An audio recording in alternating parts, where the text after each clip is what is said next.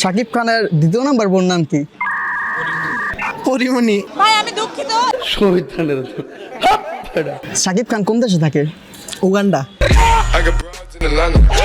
আপনাকে আমি যা জিজ্ঞেস করব সবগুলা রং অ্যান্সার দিতে হবে। যদি রাইট অ্যান্সার দিয়ে ফেলান তাহলে ডিসকোয়ালিফাই হয়ে যাবেন।